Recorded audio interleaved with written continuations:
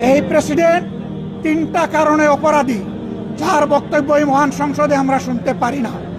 প্রথম কারণ হচ্ছে তিনি সমস্ত খুনের সহযোগী ছিলেন। তার আমলে যে খুনগুলো হয়েছে, একটা খুনের বিরুদ্ধেও তিনি শাসক গোষ্ঠীর প্রতিবাদ করেন নাই। সেই খুনে তিনি কোনো ব্যবস্থা গ্রহণ করেন নাই। প্রেসিডেন্ট রাষ্ট্রের অভিভাবক হিসাবে তিনি জঘন্য অপরাধ করেছেন রাষ্ট্রের নাগরিকদের প্রতি। দ্বিতীয় কারণ ছিল, আপনারা জানেন, আগস্ট মাসের 5 তারিখ 24 সালে তিনি জাতির উদ্দেশ্যে ভাষণ দিয়েছেন। সেই ভাষণে তিনি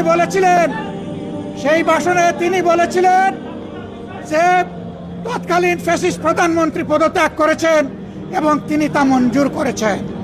পরবর্তী পর্যায়ে আপনারা দেখেছেন, 2টা মিডিয়ার সাথে সাক্ষাৎকার দিতে গিয়ে তিনি তা অস্বীকার করেছেন। নতুন গল্প সামনে নিয়ে এসেছেন। তিনি জাতির সামনে মিথ্যাবাদী হিসাবে সাব্যস্ত হয়েছেন।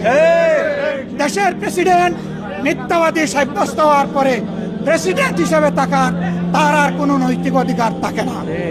3 নম্বর অপরাধ তিনি করেছেন, তিনি নিজের হাতে অর্ডিন্যান্স সাইন করেছেন। এই জুলাই অভ্যুত্থানের পরে ফেব্রুয়ারির 12 তারিখ নির্বাচন হবে। নির্বাচনের পরে যারা নির্বাচিত হবেন তারা 2টা ক্যাপাসিটিতে নির্বাচিত হবেন।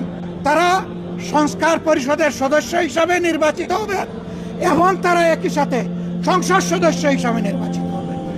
একই দিনে উভয় শপথ একই ব্যক্তি পড়াবেন। অত্যন্ত দুঃখের বিষয়, সেই শপথ দুটো আমরা নিলেও সরকারি দল নেয়নি।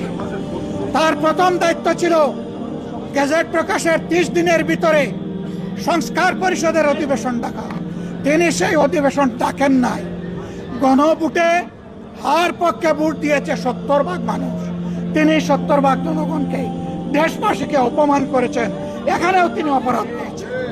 এই 3 অপরাধের কারণে আমরা তার ভাষণ শুনতে চাইনি এবং আমরা সরকারি দলকেও অনুরোধ জানিয়েছিলাম, স্পিকার মহোদয়কে অনুরোধ জানিয়েছিলাম তাকে যেন ভাষণ দিতে দেওয়া না হয়।